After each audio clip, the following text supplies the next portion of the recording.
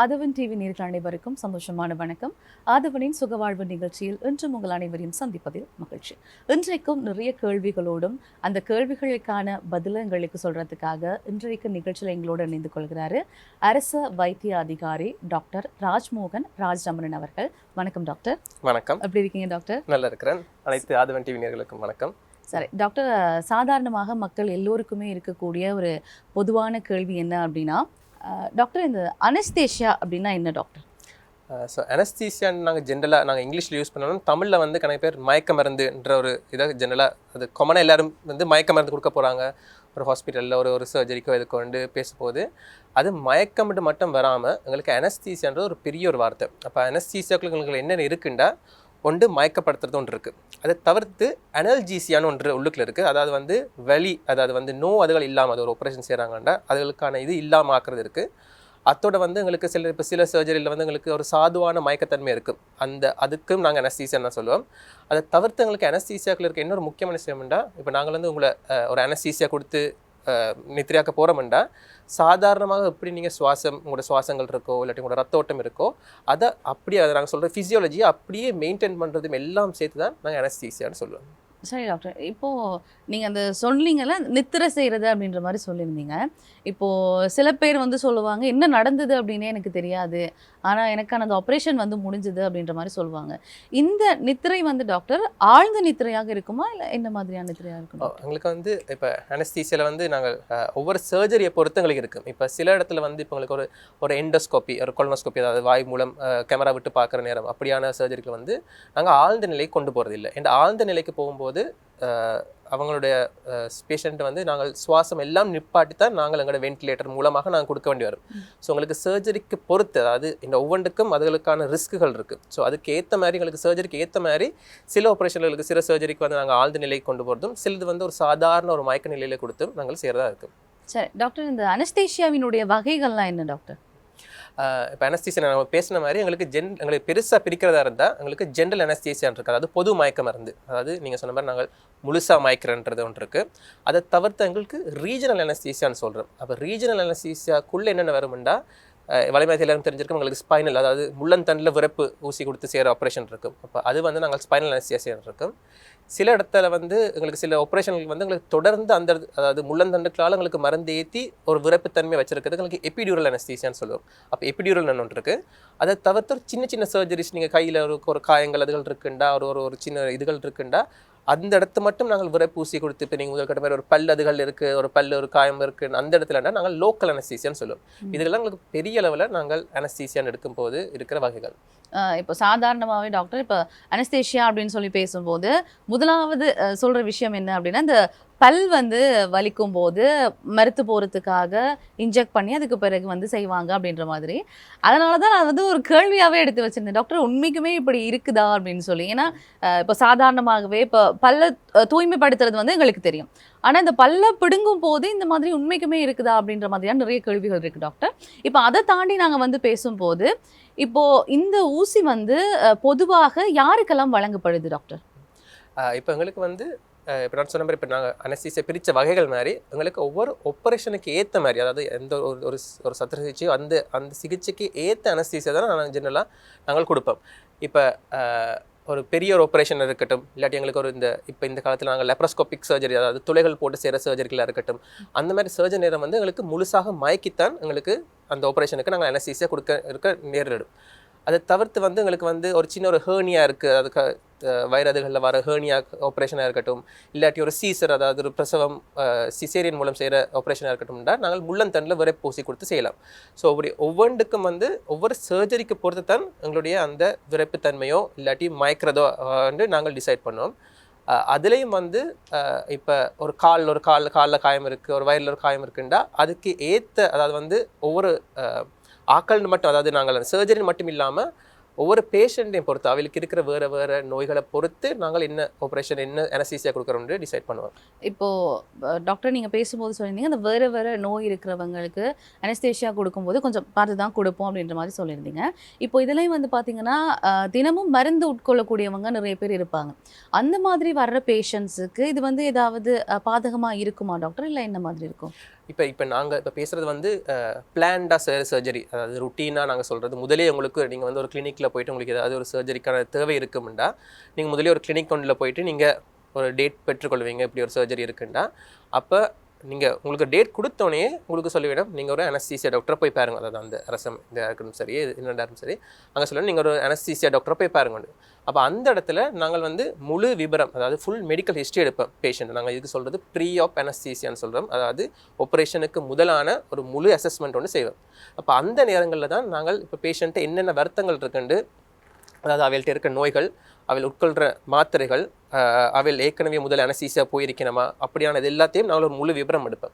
நீங்கள் கேட்ட கேள்விக்கு என்னென்னா ஒரு ஆப்ரேஷன் ஒன்று செய்ய போயினோம் அப்படின்னா எங்களுக்கு வந்து வளமையாக இப்போ பெரும்பாலும் எடுக்கிற ஆப்ரேஷன் மருந்துகள் வந்து சுகர், அதாவது டயபெட்டிஸ் சீனிக்கான மருந்தாக இருக்கலாம், இல்லாட்டி ப்ரெஷருக்கான மருந்தாக இருக்கலாம், அதை தவிர்த்து தைராய்டுகளுக்கான மருந்து எடுக்கலாம், அதை தவிர்த்து வேறு ஏதாவது இதய சம்பந்தமான இதுகள் இருக்கும்போது மருந்துகள் எடுக்கலாம். பிறகு இதில் சில மருந்துகள் வந்து எங்களுக்கு வந்து முட்கூட்டியே ஆப்ரேஷனுக்கு முதலே எங்களை அதை வந்து நாங்கள் கண்ட்ரோல் பண்ண வேண்டிய நிலைமைகள் ஏற்படும். சில மருந்துகள் வந்து அது ரத்தம் கட்டுறது குறைக்கிறதுக்கான மருந்துகள் இருக்கும். ஸோ அதுகளை வந்து எங்களுக்கு வெள்ளனை நிப்பாட்டுறதா இல்லையான்ற ஒரு தீர்மானம் ஏற்படுத்த வேண்டியிருக்கும். அது வந்து எங்களுக்கு ஒரு பொதுப்படியாக சொல்லாமல் ஒவ்வொரு ஆக்களுக்குமாக ஸ்பெசிஃபிக்காக நாங்கள் வந்து அவங்களுக்காக தேவை அந்த மருந்துலாம் நிப்பாட்டலாமல் இல்லையான்றதை நாங்கள் தீர்ணித்து தான் எங்களுக்கு டிசைட் பண்ணி சொல்லலாம். அப்போது இந்த மாதிரி நிறைய விஷயங்கள் நாங்கள் பேசிகிட்டு இருக்கும்போது டாக்டர், இன்னும் நிறைய கேள்விகள் இருக்குது. இந்த கர்ப்பிணி தாய்மார்கள் என்ன மாதிரி அப்படின்னு சொல்லி அடுத்தடுத்து நிறைய கேள்விகள் இருக்குது டாக்டர். அது தொடர்பாக நாங்கள் முழுமையாக பேசலாம். டாக்டர் ராஜ்ரமணன் அவர்கள், டாக்டர் நீங்கள் முதல்ல பேசும்போது நிறைய விஷயங்கள் சொல்லியிருந்தீங்க. இப்போ அடுத்ததாக இந்த கர்ப்பிணி தாய்மார்கள் நிறைய பேர் இருக்கிறாங்க. அதுவும் சில பேருக்கு வந்து இந்த அனஸ்தேஷியா கொடுத்து குழந்தைகளை வந்து வெளியில் எடுக்கக்கூடிய சந்தர்ப்பங்கள் அதிகமாக இருக்கிறது. இது என்ன மாதிரி டாக்டர்? இப்போ முதுகு எலும்பில் தான் இந்த இன்ஜெக்ட் பண்ணுவாங்க அப்படின்ற மாதிரி நாங்கள் கேள்விப்பட்டிருக்கோம். இது எந்த வகையில் சாத்தியம் டாக்டர்? நீங்கள் அதை பற்றி கொஞ்சம் சொல்லுங்களேன் டாக்டர். அவளுக்கு வந்து நீங்கள் இப்போ கர்ப்பிணி தாய்மார்கள்னா அவளுக்கு வந்து ஜென்ரலாக அவங்களுக்கு நார்மல் டெலிவரி, அது சுகப்பிரசவம்னு சொல்கிற நார்மல் டெலிவரியாக இருக்கட்டும், இல்லாட்டி சிசேரியன் ஒரு ஆப்ரேஷன் செய்து எடுக்க வேண்டிய நிலைமையில் ஏற்படும். அது ரெண்டுக்கும் வேறு காரணங்கள் இருக்குது. அப்போ ஒரு சீசர் செய்கிறப்ப ஒரு பெரிய ஒரு வெட்டொண்டு செய்து தான் பிள்ளையை வெளியில் எடுக்க வேண்டி வரும். ஸோ அந்த நேரத்தில் வந்து எங்களுக்கு மயக்கி, அதாவது வந்து நோ இல்லாமல் செய்யணும். அப்போ எங்களுக்கு என்ன பிரச்சனைண்டா, ஒரு கர்ப்பிணி தாய்மாருக்கு வந்து எங்களுக்கு பொது மயக்க மருந்து கொடுக்குறதுல வேறு பிரச்சனைகள் கணக்கு இருக்குது. ஏண்டா பிள்ளை உள்ளுக்குள்ள இருக்க நேரம் எங்களுக்கு கொடுக்குற மருந்துகளுக்கான தாக்கங்கள் ஏற்பட வாய்ப்புகள் இருக்குது. ஸோ அதனால் வந்து நாங்கள் கர்ப்பிணி தாய்மார்களுக்கு ஸ்டாண்டர்டாகவே, அது ஜென்ரலாகவே நாங்கள் எல்லா கர்ப்பிணி தாய்மார்களுக்கும் கொடுக்குறது வந்து ஸ்பைனல் அனஸ்தீசியா, அதாவது முள்ளந்தண்டில் கொடுத்து தான் நாங்கள் வேறு புதுசு கொடுக்குறோம். இப்போ இது வந்து எல்லோரும் ஒரு பயத்தில் இருக்கிற, நீங்கள் கேட்ட மாதிரி ஒரு பயத்தில் இருக்கிற இதுண்டா நான் சீசருக்கு போகிறதுக்கு சில நேரம் வந்து அவையில் இப்போ அதை டிசைட் பண்ணால் பிறகு இப்படி சீசர் தான் போகணும்ன்ற ஒரு காரணங்கள் வந்தால் பிறகுமே அவையில் அதில் ஒரு பயம் ஒன்று இருக்கும். ஸோ அது என்னென்னா ஜென்ரலாக எங்களுக்கு ஸ்பைனல் அனஸ்தீசியான்னு சொல்கிறது வந்து நாங்கள் ஒரு பின்னுக்கு ஒரு சின்ன ஒரு ஊசி ஒன்றில் முதல்ல அந்த தோல் பரப்பை வந்து நாங்கள் முதல்ல விரைப்பாக்கி விட்டுறோம். அதுக்கு பிறகு தான் நாங்கள் முள்ளந்தண்டுக்கு பாய்க்கிற ஒரு சின்ன ஒரு பெரிய, அது ஒரு பெரிய ஊசியாக இருந்தாலும் வந்து அந்த ஊசி வருது உண்மைக்குமே தெரியாது. அது வந்து ஒரு சும்மா பிடிக்கிற மாதிரியோ தள்ளுற மாதிரியான ஒரு உணர்வு இருக்குமே ஒழிய ஒரு குத்துற மாதிரியான நோய் இருக்காது. அதுதான் எங்களுக்கு முதல் இது. அது நாங்கள் கொடுத்தா பிறகு என்ன நடக்கும்னா, அவளுக்கு நாங்கள் கொடுக்குற இடத்துல இருந்து கீழே மட்டும் விரைப்பு தன்மை இருக்குது. அப்போ உங்களுக்கு பிடிக்கிறது இழுக்கிற மாதிரியான உணர்வுகள் இருக்குது. ஆனால்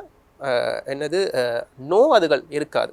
அப்போ நாங்கள் ஜென்ரலாக என்ன சொல்கிறேன்னா, அது அந்த ஒரு இதை நாங்கள் முன்கூட்டியே அவளுக்கு நாங்கள் சொல்லிவிடுவோம். உங்களுக்கு ஒரு பிடிக்கிற மாதிரி இழுக்கிற மாதிரி ஒரு உணர்வு இருக்கும், அதை நீங்கள் பயப்படுத்தவில்லை.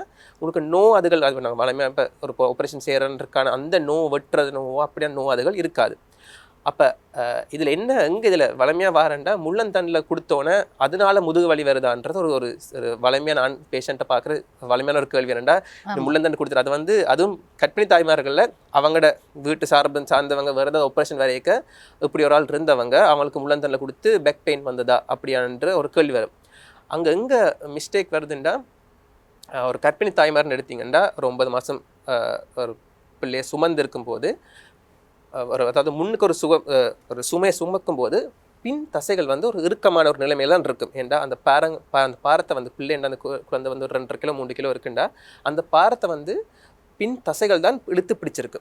அப்போ ஒரு சீசர் செய்து பிள்ளை எடுத்தா அப்புறம் என்ன நடக்கும்னா, அந்த முன்னுக்கு இருக்க பேரம் போயிடும். அப்போ என்ன நடக்கும்னா, உங்களுக்கு பின் தசை வந்து இறுக்கமான தசை அப்படியே தான் இருக்கும். அப்போ இப்படியான சீசர் அதுகள் செய்து இல்லாட்டி நார்மல் டெலிவரி ரெண்டுக்குமே செய்த பிறகு அவளுக்கான எக்ஸசைஸ்கள் இருக்குது, அந்தந்த ஃபிசியோதெரப்பிக்கான போயிட்டு அதுக்கான எக்ஸசைஸ்கள் இருக்குது. அந்த மாதிரி எக்ஸசைஸ் செய்யும்போது தான் இந்த தசைகள் வந்து கொஞ்சம் கொஞ்சமாக அது விரிவாகி நார்மல் நிலைக்கு வரும்.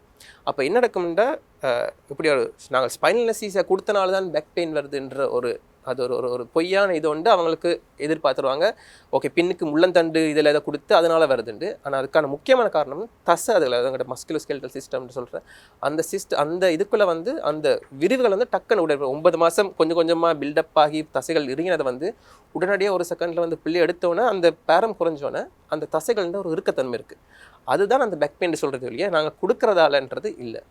அதே மாதிரி டாக்டர், இப்போ நீங்கள் அதை சொல்லும்போது எனக்கு இன்னொரு கேள்வியுமே தோணுது. என்ன அப்படின்னா, இப்போது கர்ப்பிணி தாய்மார்கள் உங்களை வந்து கிளினிக்கில் வந்து சந்திக்கிறதுக்கு வரும் பொழுது அவங்களுக்கு இது பற்றி ஏற்கனவே சொல்லப்படுமா டாக்டர்? இப்போ சிசேரியன் நம்ம நார்மல் டெலிவரி அப்படின்னா இப்படி தான் இருக்கும், அதே மாதிரி ஒரு சிசேரியன் நம்ம பண்ணுறோம் அப்படின்னா இந்த மாதிரியான ஒரு ப்ராசஸ் இருக்குது அப்படின்ற மாதிரி ஒரு விழிப்புணர்வு மக்களுக்கு ஏற்படுத்தப்படுகிறதா? இப்போ ஜென்ரலாக வந்து ஹாஸ்பிட்டல் வந்து உங்களுக்கு இதில் இன்னொரு இது இருக்குது. அதாவது நார்மல் டெலிவரி இப்போ நீங்கள் ஒரு 10-15 வருஷத்துக்கு முதல்ல எடுக்கிறதுக்கும் இப்போ இருக்கிறதுக்குமான நார்மல் டெலிவரிக்கு நான் சொல்கிறது வந்து ஒரு பெரிய வித்தியாசம் இருக்குது. வலி அதுகள் இல்லாமல் டெலிவரி பண்ணுறதுக்கு. அப்போ இப்போ வெளிநாடுகளில் வந்து அதாவது அமெரிக்கா, யூகே போன்ற நாடுகளில் வந்து எபிடியூரல் அனஸ்தீசியான்னு ஒன்று யூஸ் பண்ணுவாங்க. அது என்ன நடக்கும்னா, இப்போ இவ்வளோ காலமாக நாங்கள் பாய்ச்சி கொண்டிருந்தது ஒரு கர்ப்பிணி தாய்மார் ஒரு லேபர் ரூம்குள்ளே போயினோம்னா, இப்போ நாங்கள் இதெல்லாம் வந்து முதலே, அதாவது வந்து அவையில் இப்போ உங்களுக்கு 38 கிழமை 40 கிழமை தான் அவங்கள்ட்ட அந்த டேட் தரப்போகுதுண்டா, அதுக்கு முதலே நாங்கள் வந்து கிளினிக்கில் வந்து ஹாஸ்பிட்டல் கிளினிக்கில் வந்து ஒரு எஜுகேஷன் இது இருக்குது. அந்த செஷன்லேயே வந்து நாங்கள் சொல்லுவோம், உங்களுக்கு என்ன மாதிரி நார்மல்னா நீங்கள் என்ன எக்ஸ்பெக்ட் பண்ணணும், சீசர் போகிறதுக்கானனா நீங்கள் என்ன எக்ஸ்பெக்ட் பண்ணணுன்ற இது உண்டு. அது ஒரு எஜுகேஷனல் ப்ரோக்ராம் ஒன்று இருக்குது வலிமை ஹாஸ்பிட்டல்ஸில், கிளினிக்ஸில்.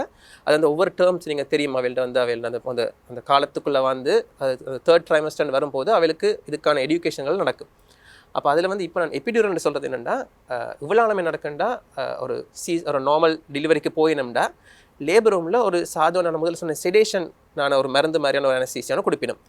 அப்போ அது வந்து அதாவது முதல் கட்டங்களில் வந்து நோய் இல்லாமல் இருந்தாலும் கடைசி கட்டத்தில் வந்து ஒரு தாய் வந்து ஒரு வலியோடு தான் பிள்ளையை வெளியெடுக்கின்ற ஒரு பச்சை மட்டும் வரும். இப்போ இருக்கிறது வந்து எபிடியூரல்னு சொல்கிறது, நான் சொன்ன மாதிரி முதலே முள்ளந்தண்டு அந்த இதுக்குள்ள ஒரு சின்ன ஒரு டியூப் உள்ளுக்குள்ளே போட்டு அதுக்குள்ள கொஞ்சம் கொஞ்சமாக நாங்கள் மருந்துகளை அனுப்பி கொண்டிருக்கலாம். ஏன்னா நாங்கள் வந்து ஒரு நார்மல் டெலிவரின்றது கிட்டத்தட்ட 6-8 மணிலேருந்து 12 மணித்தில் மட்டும் போகக்கூடிய ஒரு ப்ராசஸ். அது அந்த ஒவ்வொரு ஆக்களுக்கும் ஒரு வித்தியாசமானது. சில பேர் போனோன்னே டெலிவரி பண்ணிடணும், சில பேர் கொஞ்சம் டைம் எடுக்கும். ஸோ அந்த இது எங்களுக்கு தெரியாதனால ஒரு எபிடியூரல்னு சொல்லி ஒரு பின்னுக்கால் முள்ளந்தண்டுகளால் போட்டு தாய்மாரே வலி வரைக்கும் அதில் சின்ன ஒரு மிஷினில் அமர்த்தினா அந்த மருந்து கொடுபடும் பிள்ளைகளுக்கு. இது வந்து இப்போ இங்கே அரசு வைத்தியத்திலே நான் கொடுக்குறது. அப்போ அப்படி கொடுக்கும்போது அந்த பிரசவம் வந்து அந்த நோய் இல்லாமல், அதாவது விழாலாம் இருந்த நோய் இல்லாமல் கடைசி நேரம் மட்டும் அவளுக்கு நோய் இல்லாமல் அந்த பிள்ளையை பெற்றுக்கொள்கிற நிலைமையில் இருக்குது எபிடியூரல்ன்ற உண்டு. அதை தவிர்த்து சீசர் போகணுன்ற ஒரு பட்சம் வரைக்கும் நாங்கள் வந்து இப்படி நான் முதல்ல சொன்ன மாதிரி ஸ்பைனல் அனஸ்தீசியான்றது வந்து இப்போ அது நான் சொன்ன மாதிரி இதுகள் வந்து நாங்கள் அந்த அவளுக்கு ஒரு எஜுகேஷன் செட்ஸ் இதாகவே அவள் ஒரு 3rd trimester சொல்லுவோம். அந்த ட்ரைமஸ்டரில் வரும்போதே நாங்கள் இதுக்கான விழிப்புணர்வை சொல்லுவோம். அண்ட் அவங்களுக்கு ஒரு ஆப்ஷன்ஸும் கொடுக்கலாம். அதாவது அவளுக்கு எபிடியூரல் தேவையா இல்லையான்ற இந்த ஒவ்வொன்றிலையும் ஒரு சின்ன சின்ன இதுகள் இருக்குது. அதுகளுக்கான இதுகளை அவையில் டிசைட் பண்ணிக்கலாம். டாக்டர், இப்போ அனஸ்தேஷியா பற்றி நீங்கள் பேசும்போது ஏற்கனவே முதல்ல நீங்கள் வந்து சொல்லியிருந்தீங்க, சில பேர் வந்து ஒரு மித் மாதிரி இருக்குது, இந்த இன்ஜெக்ட் பண்ணதுக்கு பிறகு முதுகு வலி வருது அப்படின்ற மாதிரி சொல்லி நீங்களே அதுக்கு வந்து தெளிவாகவும் விளக்கப்படுத்தியிருந்தீங்க. உண்மைக்குமே டாக்டர் ஏதாவது பக்க விளைவுகள் ஏற்படுமா? பக்க விளைவுன்னு சொல்கிறது இப்போ பக்கவில்லை இல்லைன்னு ஒரு நாளுமே சொல்லலாது. எல்லா மெடிக்கல் இதுலேயும் வந்து எங்களுக்கான ஒரு ப்ரொசீஜருக்கான இருக்குது. ஆனால் ஒரு கடைசி ஒரு 5-10 வருடங்களுக்கான ஒரு பெரிய வித்தியாசம் இப்போ இருக்குது. அதுகளுக்கான விளைவு ஏற்படுத்தான இதுகள் சரியான குறைவாக இருக்குது. இப்போ பக்க விளைவுகளுமே ஒவ்வொரு அனஸ்தீசியா பொறுத்து இருக்கும். இப்போ நான் சொன்ன மாதிரி ஒரு பொது மயக்கம் இருந்து, அதாவது முழுசாக மயக்கி இருக்கும்போது நாங்கள் வந்து உங்களோட எல்லா சுவாசம் இதுலேருந்து எல்லாத்தையும் நாங்கள் தான், அந்த அனஸ்தீசியா டாக்டர்ஸ் தான் அதுகள் கொடுத்து கொண்டிருப்பினோம். அப்போ அந்த நேரம் வந்து உங்களோட சுவாசங்களை இதாக்குறதுக்கு நாங்கள் இன்டியூபேட்னு சொல்லி ஒரு டியூப் ஒன்று போட்டு தான் நாங்கள் வென்டிலேட்டருக்களால் உங்களோட சுவாசங்களை கொடுத்து கொண்டிருப்போம். ஸோ அந்த நேரத்தில் நடக்கும்னா அந்த போடுற இது வந்து சில நேரம் ஒரு வாயில் வந்து ஒரு தொண்டையிலேருந்து ஒரு எரிவு இருக்கலாம். அந்த ஆப்ரேஷன் முடிஞ்சால் அப்புறம் நீங்கள் எழும்பும்போது ஒரு தொண்டை எரிவு தெரிஞ்சுக்கொள்ளாமல் ஒரு பொது மயக்க மருந்தாக இருந்தால், அடுத்து நாங்கள் கொடுக்குற மருந்துகள் வந்து ஒரு வாந்தி, ஒரு குமட்டல்கள், அதுகளுக்கான இது ஆப்ரேஷன் முடிஞ்சாங்க அதுகளுக்கான மருந்துகள் வச்சுருக்கோம். ஆனால் அது வார வாய்ப்புகளும் இருக்குது. அதை தவிர்த்து வந்து ஆப்ரேஷன் செய்து கொண்டிருக்க வந்து அதாவது ஒரு மருந்துகள் ஒத்து வராமல் ஒவ்வாமல், அது வந்து அனஸ்தீசியான்னு மட்டும் இல்லை, எந்த ஒரு மெடிக்கல் இதுலேருந்து கேட்க நாங்கள் ஏதோ ஒரு மருந்து குடிக்க அந்த மருந்துக்கான ஒவ்வாமை ஒரு அலர்ஜி தன்மை வர சைடு எஃபெக்டாகவும் இருக்கலாம். அதை தவிர்த்து இப்போ ஸ்பைனல் அனஸ்தீசியான்னு சொல்கிறதுக்கு வந்து அந்த அந்த ஸ்பைனல் அனஸ்தீசியா நாங்கள் முள்ளந்தண்டில் கொடுக்குற நேரம் அதால் வந்து ஒரு தலைவலி வர்றதுக்கு வாய்ப்பு இருக்குது. இப்போ அப்படியான சின்ன சின்ன சைட் எஃபெக்ட்கள் இருக்குது. ஆனால் அதுகள் வந்து அதுக்கான மாற்று மருந்தும் இப்போ எங்கள்கிட்ட இருக்குது. அதுவும் இருக்குது. மற்றது வந்து அதுகளுக்கான வாய்ப்புகளும் குறைவு. அது முந்தைய ஒரு காலத்தில் நாங்கள் பாய்ச்ச ஊசின சைஸும் இப்போ இருக்கிற இந்த ஊசின்ற இதுவும் சரியான வித்தியாசம். அதனால அதுகள்லாம் குறைஞ்சிருக்கு, இல்லைன்னு இல்லை, ஆனால் இருக்குது. டாக்டர், நீங்கள் வந்து கர்ப்பிணி தாய்மார்கள் அப்படி இப்படின்னு சொல்லி நிறைய நாங்கள் வந்து படிப்படியாக ஒவ்வொரு விஷயங்களை பார்த்துட்டு வந்திருக்கிறோம். இப்போது சாதாரணமாக இருக்கக்கூடிய மக்கள் அவங்களுக்கு வந்து அனஸ்தீசியா கொடுக்க போகிறாங்க அப்படின்னா அவங்க எப்படி நடந்து கொள்ள வேணும்? அவங்களுக்கு அனஸ்தீசியா கொடுத்ததுக்கு பிறகு அவங்க எப்படி கவனமாக இருக்க வேணும் டாக்டர்? ஓகே, நல்ல கேள்வி உண்டு.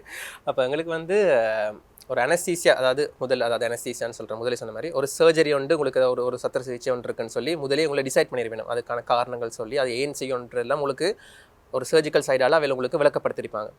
அப்போ அதை உங்களுக்கு டிசைட் பண்ணணும். உங்களுக்கு ஒரு டேட், ஒரு இந்த தேதியெல்லாம் செய்ய போயிடும், இல்லாட்டி இப்போ தான் செய்ய போகிற ஒரு பிளான் ஒன்று இருக்குன்னா முதல்ல சொன்ன மாதிரி முதல்ல அனஸ்தீசியா டிபார்ட்மெண்ட், அதாவது அனஸ்தீசியாவுக்கு அனுப்புவாங்க.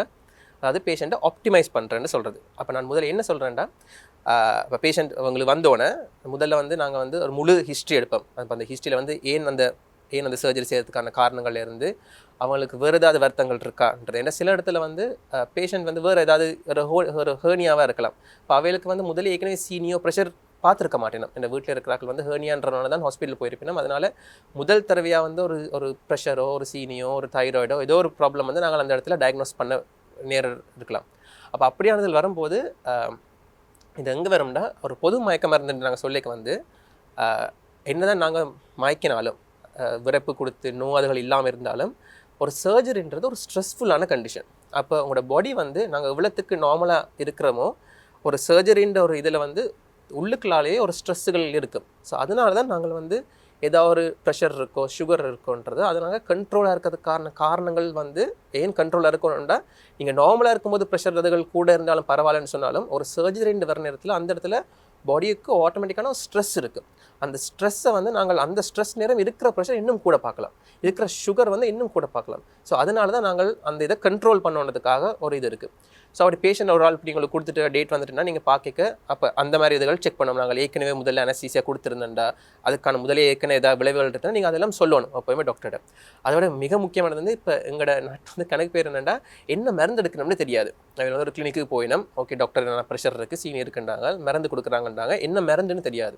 அப்போ நான் முதல்ல சொன்ன ஒவ்வொரு மருந்துகளுக்குமான ஒரு பக்க விலைகள் இருக்கும். அதில் வந்து நாங்கள் ஆப்ரேஷன் நேரம் எடுக்கலாமா, எப்போ நிப்பாட்டணும், முதல்ல நாள் நிப்பாட்டணும்ன்றது ஒவ்வொரு வந்து ஒரு இண்டிவிஜுவலாக நாங்கள் வந்து பார்ப்போம். அப்போ அது வந்து பேஷண்ட் எப்பவுமே யாராவது நீங்கள் அவங்களுக்கு போக போகிறீங்கன்னா உங்களோட எல்லா ரெக்கார்ட்ஸ், அதாவது நீங்கள் ஹாஸ்பிட்டலில் ஏற்கனவே நீங்கள் ஏதாவது ஆப்ரேஷன் செய்ததாக இருக்கிறது சரி, நீங்கள் கிளினிக் போகிறோன்னா அந்த புக்குகள் அந்த கோப்பிகள் எல்லாத்தையும் எடுத்துக்கொண்டு போனால் தான் எங்களுக்கு வந்து பார்க்க தெரியும் என்னென்ன இருக்குது, என்னென்ன பிரச்சனைகள் இருக்குன்னு தெரியும், முழுசாக ஒரு இது இருக்குது. அதுக்கு அடுத்தது வந்து நாங்கள் செக் பண்ணோம் என்னென்னா, ஒரு பேஷண்ட் வந்து அவையோட வளமையான அவையோட ஓட்டங்கள், அதாவது வந்து அவையில் இப்போ ஒவ்வொரு வயசை பொறுத்து எங்களுக்கு அனஸ்தீசியா இருக்கும். அதாவது ஆக சின்ன வயசாக இருக்கட்டும் இல்லாட்டி ஆக பெரிய வயசாக இருக்கட்டும், அவையோட வந்து நாங்கள் அவையோட நார்மல் ஃபிசியாலஜி நாங்கள் மெயின்டைன் பண்ணணும். அதனால அவையோட வளமையாக அவையில் இருக்கும்போது அவையுடைய ஆக்சிஜன் அளவு எவ்வளவு, அவையோட பிளட் ப்ரெஷர் எவ்வளவு, அவையோட இதய துடிப்பு எவ்வளோன்றது அதுகளான ஒரு பேராமீட்டர்ஸ் நாங்கள் எடுத்து வச்சுருப்போம்.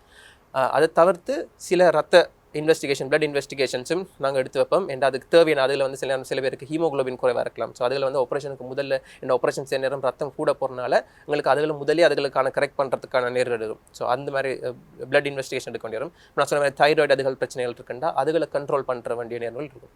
ஸோ அப்படியானதில் வந்து நாங்கள் முதலே பார்த்து ரெடி பண்ணி சொல்லுவோம், ஏதாவது செய்யணும்னா நீங்கள் இந்த கிளினிக் போகிறீங்கன்னா அந்த கிளினிக்கு போய் மீதி மற்ற மருந்தில் கண்ட்ரோல் பண்ணுங்கொண்டு முதல்ல அனுப்பிடும். இதுதான் முதல் ப்ராசஸ். இதுண்ட அதுக்கு பிறகு நீங்கள் அட்மிட் பண்ணோன்னா உங்களுக்கு சர்ஜரிக்கு முதல்ல ஒரு நாளோ 2 நாளைக்கு முதல்ல அட்மிட் பண்ண சொன்ன பிறகு நாங்கள் திருப்பி ஒருக்கா பார்ப்போம். சர்ஜரின்ற எந்த சர்ஜரியை பொறுத்து, ஒரு பெரிய சர்ஜரின்னா நாங்கள் 2 நாளைக்கு முதலோ 3 நாளைக்கு முதலோ இல்லாட்டி 1 நாளைக்கு முதலோன்ற நாங்கள் டிசைட் பண்ணி போட்டு திருப்பி ஒரு அட்மிட் பண்ண அப்புறம் திருப்பியும் ஒரு அனஸ்தீசியா பார்த்து, அதாவது அனஸ்தீசியா கொடுக்கலாமா. சில நேரம் அந்த நேரம் இருமல் தடிமல் இருந்தால் எங்களுக்கு வந்து இந்த சுவாசப்பை அதுகள் வந்து இருமல் தடிமல் இருக்கிற நேரம் வந்து எங்களுக்கு கொடுக்கலாது. அப்போ அதுகளை வந்து நாங்கள் திருப்பி ஒருக்கா பார்ப்போம். அதாவது நீங்கள் அனஸ்தீசியா கொடுக்கறதுக்காக நீங்கள் இதாக இருக்கிறீங்களா, ஆயத்தமாக இருக்கிறீங்களான்னு பார்ப்போம். அதே மாதிரி டாக்டர், இப்போது இது வந்து ஒரு ப்ராசஸ். இது வந்து அனஸ்தீசியா கொடுக்கறதுக்கு முதல்ல நம்ம எப்படி இருக்கணும், அது வந்து எப்படி நடக்குது அப்படின்றது. அதே போல் கொடுத்ததுக்கு பிறகு ஒருத்தர் வந்து எப்படி கவனமாக இருக்க வேணும் டாக்டர்? இப்போ நான் முதல்ல சொன்ன மாதிரி தான், இப்போ பொது மயக்க மருந்து கொடுத்தா பிறகு அந்த காஃப் ரிஃப்ளெக்ஸஸ்ன்றது சரியான ஒரு ஒரு ஒரு ஒரு முடங்கலான நிலைமையில் தான் இருக்கும். அது கொஞ்சம் கொஞ்சமாக தான் வெளியில் வரும். அப்போ எங்களுக்கு வந்து இப்போ இந்த பொது மயக்க மருந்து இதில் நாங்கள் முதல்ல சொன்னோம், உடனே தண்ணீர்கள் கொடுக்குறதில்ல. ஆப்ரேஷன் முடிஞ்சோடனே நாங்கள் சாப்பாடு தண்ணிகள் இப்போ சில நேரம் சர்ஜரியில் வந்து வயிற்று ஏதாவது சர்ஜரி வயிறுகள் சம்மந்தப்பட்ட குடல்கள் சர்ஜரி செய்திருந்தால் இப்படியுமே சாப்பாடுகள் கொடுக்காம இருப்பாங்க. பட் வேறு ஏதாவது ஒரு சர்ஜரியாக இருந்து நாங்கள் வந்து தண்ணீர்கள் கொடுக்கலான்றாலும் உடனே கொடுக்குறதில்ல. கிட்டத்தட்ட ஒரு 2 மணி நேரத்துக்கு பார்த்து பிறகு தான் கொடுக்குறோம் நாங்கள். ஏன்டா உடனே அந்த தண்ணீர்கள் குடிக்க போகும்போது அவன் காஃப் ரிஃப்ளெக்ஸஸ் வேலை செய்யாமல் போகலாம். அப்போ அந்த நேரம் குடிக்கிற மருந்து வந்து குடிக்கிற தண்ணீர்கள் வந்து நுரையீரலுக்குள்ள போக வாய்ப்பு இருக்குது. ஸோ அதனால தான் நாங்கள் என்ன சொல்கிறோம், நாங்கள் வந்து அவையில் எலும்பி அவையில் கேட்டு அவையில் தண்ணி ஆப்ரேஷன் முடிஞ்சு அவையில் கொஞ்சம் கேட்கும்போது ஒரு சிறிது ஒரு மூடி அளவு தண்ணியை கொடுத்து பார்க்க சொல்லுவோம். கொடுக்கும்போது அவன் குடிக்கும்போது அதை இருமல் ஏதாவது வருதா இல்லாட்டி குடிக்க முழுங்க அவன் விழுங்க எலுமா இருக்குமாண்டா நாங்கள் கொஞ்சம் கொஞ்சமாக கூட்டலாமே வெளியே உடனடியாக நாங்கள் ஒன்றும் சாப்பாடுகள் தண்ணீர்கள் கொடுக்குறதில்ல. அது சாப்பாடுகள் கொடுக்குறதில்ல. கொஞ்சம் கொஞ்சமாக பார்த்து தான் ஒரு மணி நேரம் 2 மணி நேரம் ஒரு சிறு அளவாக கூடித்தான் நாங்கள் கொடுக்குறது. இதே இது ஸ்பைனல் முள்ளந்தண்டில் கொடுத்தாரு அனஸ்தீசியா கொடுத்தாருன்னா வளமையாக நடக்குண்டா அது வந்து முழுசாக விரைச்சிடும் கால். அப்போ அந்த விரைப்பு வந்து அந்த விரைப்பில் என்ன விஷயம்னா உங்களுக்கு செய்கிற நேரமும் தெரியாது. பிறகு அந்த விரைப்பில் வந்து நோவாதுகளும் இருக்காது. அதாவது வந்து நாங்கள் மற்ற நேரத்தில் நாங்கள் நோவாதுகளுக்கு தனியாக மருந்து கொடுத்தாலும் ஸ்பைனல் அனஸ்தீசியாவுக்கு நோவுன்ற சொல்லி நாங்கள் இன்னொரு தனி மருந்து கொடுக்குறதில்ல. ஒரு மருந்துலேயே வந்து விரைப்பும் நோவுக்கும் இல்லாமல் ஆகிடும். அப்போ அந்த இடத்துல வந்து அவளுக்கு இந்த ஆப்ரேஷன் செய்த ஒரு 4-5 மணி நேரத்துக்கு பிறகு வந்து நோவாதுகள் இருக்காமல் தான் இருக்கும். அதான இந்த ஸ்பைனல் அனஸ்தீசியாவில் இருக்க நல்ல விஷயம். ஆனால் என்ன நடக்கும்னா அந்த 4-5 மணி நேரம் ஆப்ரேஷன் முடிஞ்சு அவளுக்கு வார்டுக்கு போன பிறகும் கால் அதுகள் பாரம் இல்லாமல் இருக்கும். அதாவது அவள் கால் வந்து வச்சு ஒரு ஒரு அந்த உணர்வு இல்லாமல் இருக்கும். அது ஒரு 5-6 மணி நேரத்தில் தண்டை குறைஞ்சு நார்மலாக வந்துடும். ஆனால் சில பேர் என்னென்னா அது உடனே எலும்போணும் நடக்கொண்டு அது எலும்ப பார்த்தா சில நேரம் அந்த கால் வச்சு இது செய்ய விழ வாய்ப்புகள் இருக்குது. ஸோ அதுகளை தவிர்த்து கொள்ளணும். அதை தவிர்த்து லோக்கல் அனஸ்தீசியான்ற அந்த இடத்துல கொடுக்குறதுகள் வந்து பெருசாக அது வரி பண்ண தேவையில்லை. அந்த இடத்துல சில நேரம் அலர்ஜிக்கு நான் முதலே சொன்ன மாதிரி ஒவ்வாமை அதுகள் வர வாய்ப்புகள் இருக்குது. அதுகள்ண்டா ஏதாவது அப்படி தான் இருந்தால் உடனே டாக்டர்கிட்ட அந்த வார்டில் அட்மிட் பண்ணிட்டு கேட்க டாக்டர்கிட்ட சொன்னால் சரி. இதை தவிர்த்து பெரிய இதுகள் இல்லை. அவையில் தண்ணீர்கள் குடிக்கிறது பொது மருத்துவ இதுண்டா தண்ணீர்கள் குடிக்கிறதும் ஸ்பைனல் அனஸ்தீசியாண்டா காலதுகள் விரைப்புத்தன்மை சுத்தமாக முழுதாக போய் அவளுக்கு கால் பாதம் வைக்கும்போது நல்ல விளக்கம்டா தான் அவள் எலும்போனும் எலும்பைக்கும் பக்கத்தில் யாராக இருந்து எலும்புறது நல்லது. அதே போல் டாக்டர் நம்ம பேசிகிட்டு இருக்கும்போது இன்னொரு கேள்வி கேட்டுட்டு நம்ம நிகழ்ச்சியை நிறைவு செய்யலாம். இப்போது ஆப்ரேஷனுக்கு முதல்ல இதுதான் சாப்பிடணும் அப்படின்ற மாதிரி ஒரு டைம் பீரியடோடு நீங்கள் வந்து சொல்லியிருந்தீங்க. அதே போல் ஆப்ரேஷனுக்கு பிறகு எல்லா விதமான உணவுகளையுமே சாப்பிடக்கூடியதாக இருக்குமா டாக்டர்? இப்போ ஆப்ரேஷன் நான் சொன்ன மாதிரி பொது மயக்கம் நாங்கள் சாப்பாடு வந்து நாங்கள் நிப்பாட்டுறது வந்து பொது மயக்க மருந்துக்கு பிறகு தான் சாப்பாடு நிப்பாட்ட சொல்லுவோம். வேண்டாம் முள்ளந்தண்டிலையோ வேறு ரீஜனல் அனஸ்தீசியாவில் வந்து ஒரு விரைப்புத்தன்மை தான் இருக்குமே ஒழிய சாப்பாடுக்கான எந்த ஒரு பிரச்சனையும் இருக்காது. அப்போ நீங்கள் கேட்ட உங்களோட கேள்விக்கு வந்து அகெயின் அந்த பதில் என்னென்னா ஒரு குடல் சம்மந்தப்பட்ட ஆப்ரேஷனாக இருந்தாண்டா அதாவது குடல் ஏதாவது வெட்டி அந்த மாதிரி செய்கிறேன்டா சர்ஜிக்கலாகவே அவையில் சொல்லினோம் சாப்பாடை நிப்பாட்டி ஒரு நாள் ஃபுல்லாக சாப்பாடை நிப்பாட்டி ஒரு அவையில் சொல்லிவிடும் அது இப்போ தண்ணி குடிக்கலாம்ன்றது அது அவையில்ட பக்கத்தில் சொல்லிடணும். மயக்க மருந்து சம்மந்தப்பட்ட இதில் அப்படி குடல் சம்மந்தப்பட்ட இல்லாத இதுண்டா நாங்கள் நான் முதல்ல சொன்ன மாதிரி கொஞ்சம் கொஞ்சமாக தான் சாப்பாடு செய்வோம்.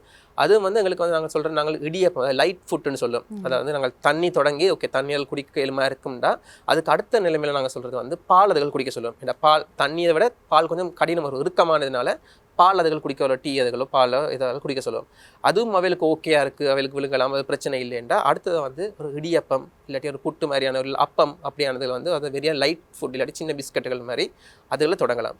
அதுக்கு பிறகு நாங்கள் வளமையாக அந்த நாளாண்டு சோறு அதுகள் அதாவது இங்கே வளமையாக இருக்கிற நாங்கள் சோறு அதுகளை நாங்கள் வளமையாக தொடங்குறையில் ஒரு நாள் விட்டு தான் நாங்கள் தொடங்குறாங்க. ஆனால் இடியப்பம் அப்படியான ஒரு லைட் ஃபுட்டுகள் பிஸ்கட்டுகள் எடுத்துக்கொள்ளலாம்.